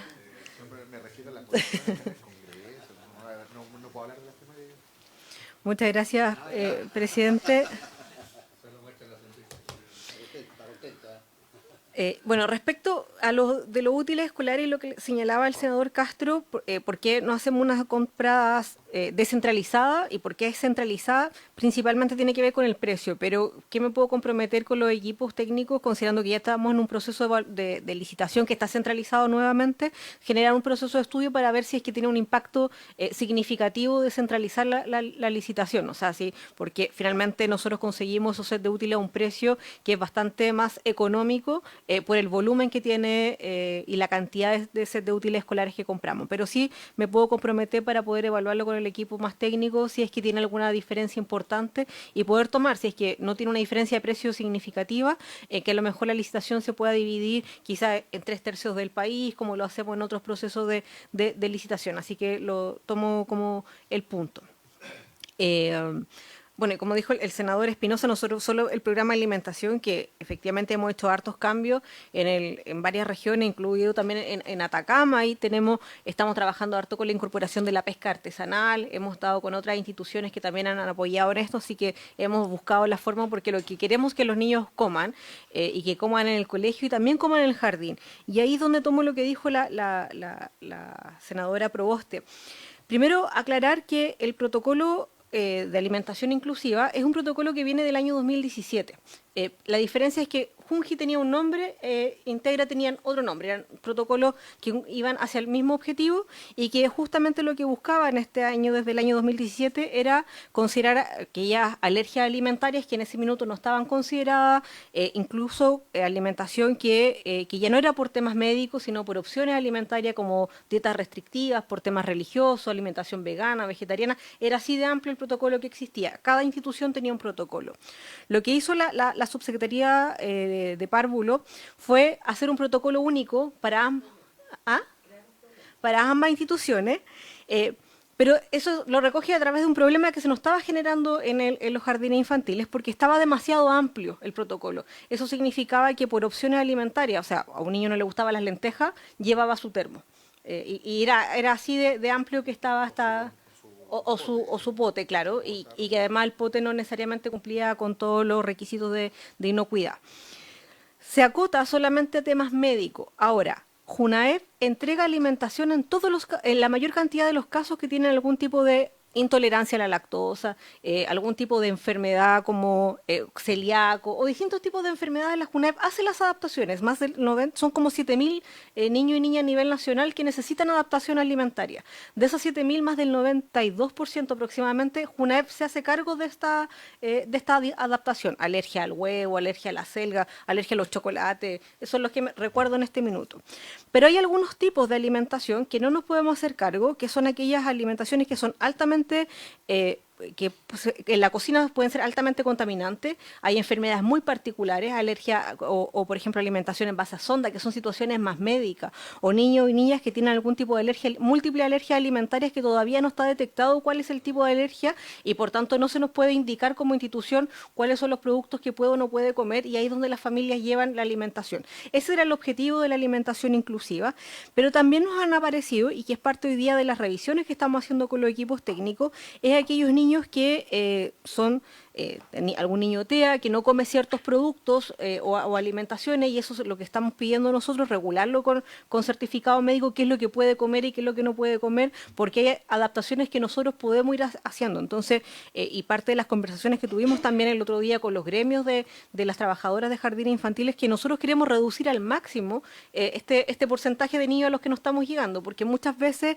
son por situaciones como la sonda, que efectivamente como que es una situación médica que las manipuladoras JUNAEP no tenemos el conocimiento y la expertise para poder como hoy día abordar esa situación, y aquellas situaciones que tienen que ver como principalmente con los niños TEA, cuál es el tipo de alimentación adecuada según las características individuales. Nosotros ya estamos avanzando en los colegios en esta materia y queremos también ir abordándolo en el jardín infantil.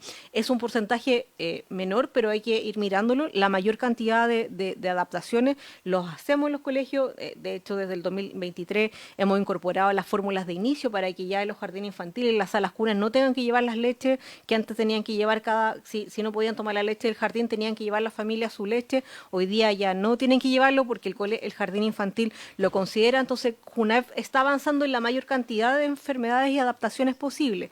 Pero aún queda este porcentaje que está en este proceso de revisión, qué tipo de enfermedad tiene, o estas situaciones más médicas, las cuales todavía no hemos podido abordarlas, y es ahí donde lo que se establece es un protocolo de que si van a llevar comida desde la casa, en estos casos, primero tiene que ser en termo, porque antes los llevaban en pote, lo que significaba que eso era un riesgo, obviamente, de que la comida se pudiese echar a perder, la inocuidad alimentaria generaba ahí un riesgo. Entonces lo que se hizo fue Integra ya lo tenía, que podía ser solamente en termo.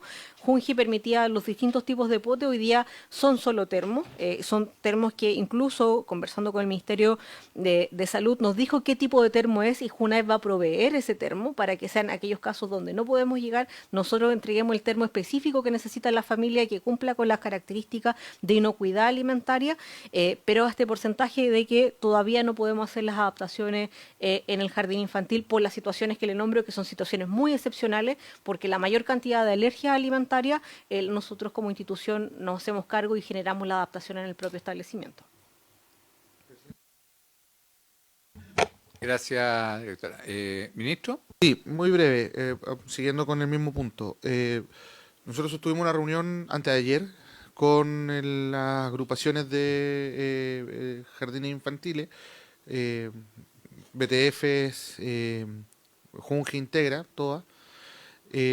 Nosotros ahí les mostramos las modificaciones, nuevas modificaciones al protocolo unificado, justamente en la dirección de lo que plantea la directora. Yo diría que buena parte, si no todos los elementos planteados por ella, se resuelven. Hay una única controversia que quedó pendiente, de hecho yo me retiré antes de la reunión precisamente por lo mismo, que tiene que ver con quién recepciona el pote, pero ya estamos hablando de temas que ya escapan bastante del sentido de la política pública. Lo importante es que estamos tomando una decisión que de alguna manera delineamos en la última sesión, senadora Proboste, por su intermedio presidente, cuando hablamos de este tema, precisamente disminuyendo al mínimo las posibilidades de que surjan casos de alimentación selectiva y que la alimentación selectiva sea la causa por la cual llega el niño con un termo, con alimentación desde el hogar. El programa tiene un propósito y la educación parvularia también tiene un propósito. O sea, no solamente el objetivo es educar a los niños para que aprendan a socializar, a controlar esfínter y todos los objetivos de la educación parvularia, sino que también parte de los objetivos pedagógicos de la educación parvularia es que aprendan a comer y a comer integralmente, ¿no? Reconocer sabores, diversificar el tipo de alimentación que consumen.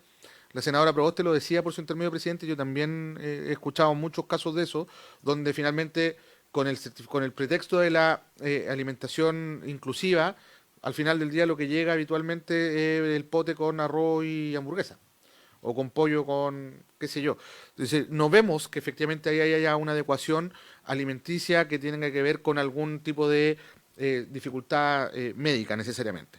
Por eso, por ejemplo, parte de lo que nos señalaban las dirigentes en la reunión que tuvimos antes de ayer es que el certificado requerido fuese de la atención primaria de salud y no de un privado, bajo un supuesto que ellas levantaban y que uno puede compartir más o menos, de que es más fácil vulnerar un certificado entregado por un prestador privado, que incluso podría ser un prestador privado a nivel individual, ni siquiera de red, que justifique una alimentación diferida en circunstancias que a lo mejor no se cuenta con la condición médica necesaria para eso.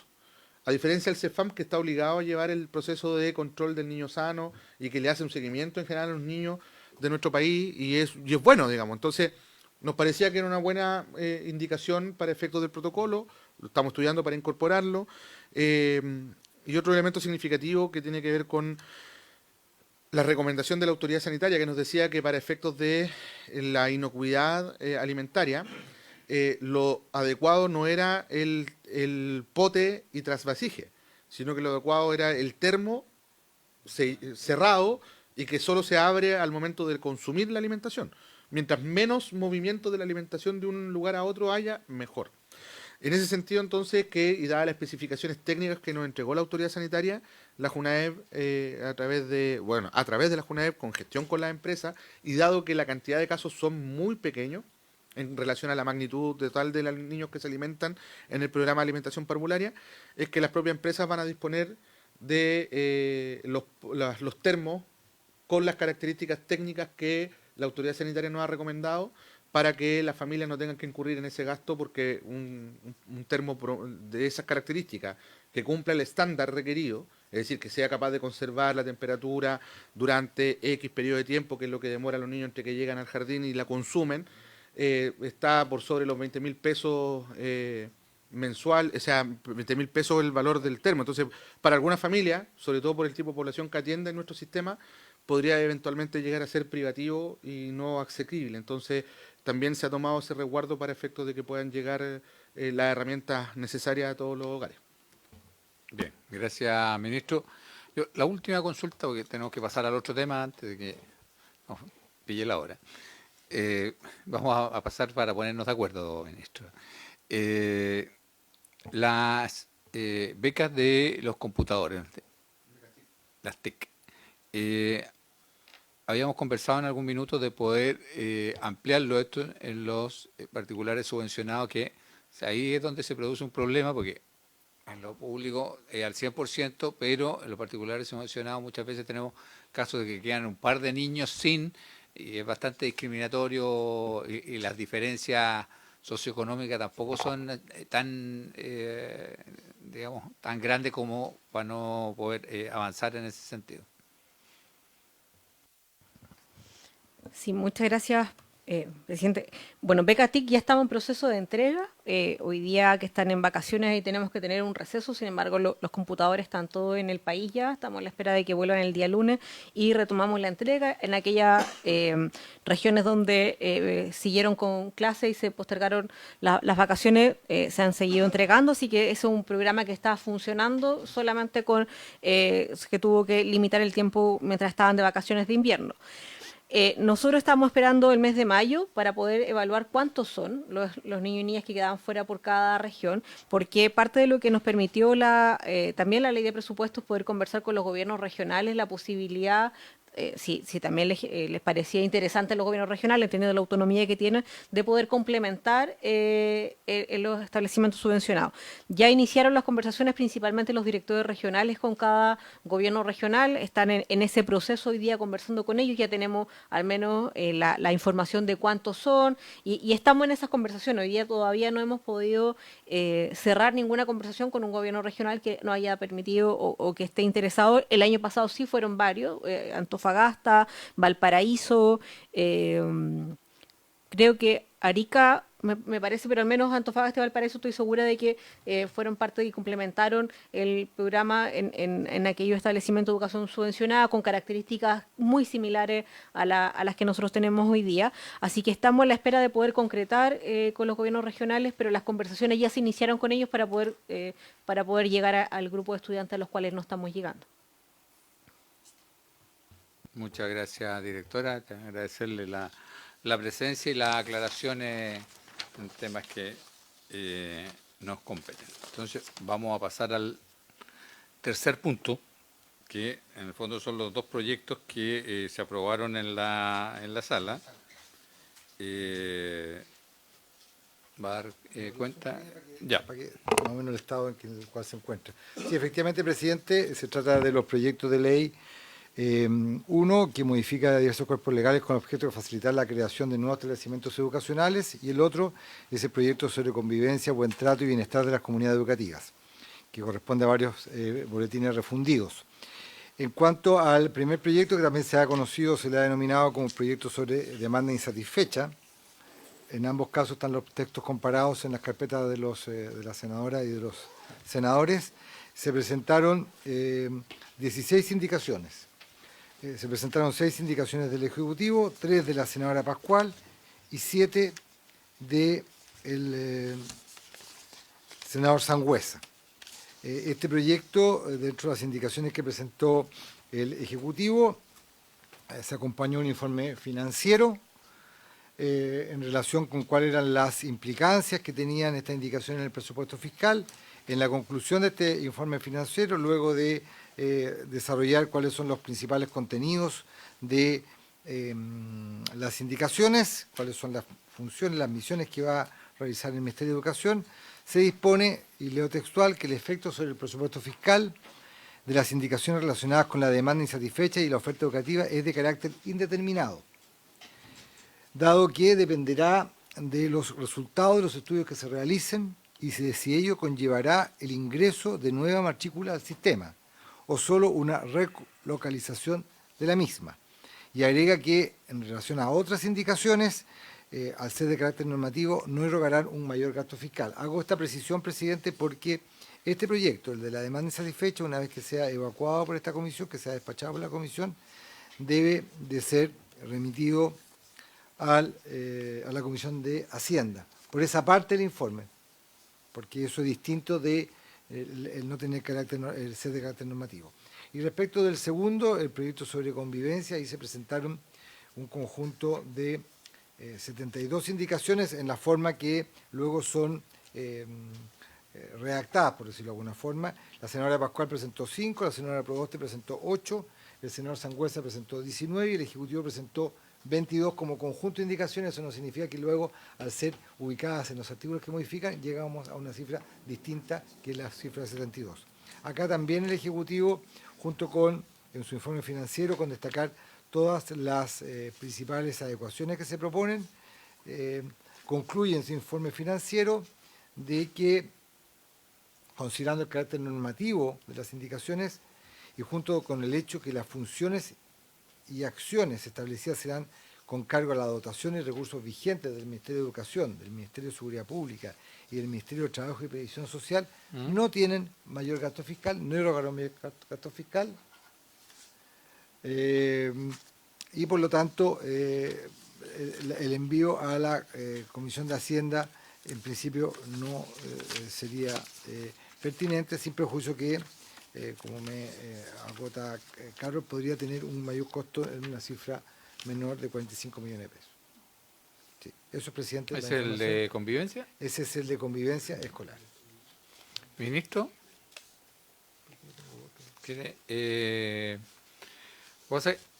Los puse los dos proyectos en tabla porque son dos proyectos que son complejos, largos. Quería ver la posibilidad que pudiésemos sesionar el día martes en algún horario, de manera de poder, porque sé que el lunes está más complejo, el día martes en algún horario para poder tratar uno y el miércoles el otro, porque si no tenemos que priorizar cuál iría primero. Le ofrezco la palabra a mis colegas. ¿Ministro? Sí, de acuerdo. Solo una prevención. En la propuesta de sesionar en paralelo busquemos bien los horarios porque lo más probable es que el martes, no, lo más probable, ya fuimos informados que el martes sesionaremos para ver educación pública. Martes y miércoles. En Hacienda. Exacto. Entonces, seguramente vamos a estar obligados a tener que estar ahí porque vamos a estar respondiendo preguntas, porque ya hicimos la presentación, entonces vamos a estar en eso. Solo lo digo para que podamos hacer compatibles los horarios en lo posible, digamos, porque... Sí, pues sí, también el martes y miércoles en Hacienda, ¿cómo viene para acá? ¿Cómo? No, pues si va a Hacienda no va a poder venir acá, eso es lo que te dice. Claro. Lo que pasa es que si es martes y miércoles en Hacienda, el miércoles sesionamos ordinariamente acá. Sí, pero Hacienda es más temprano.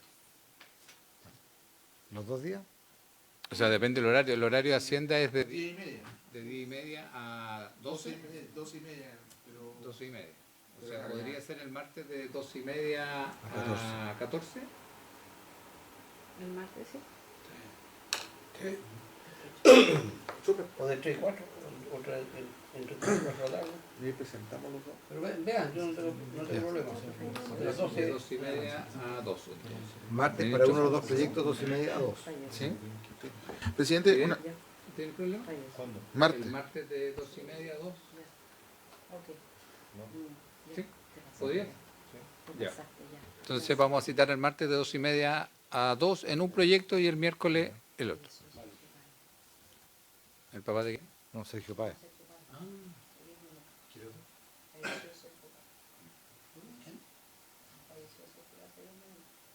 ¿Está enfermo?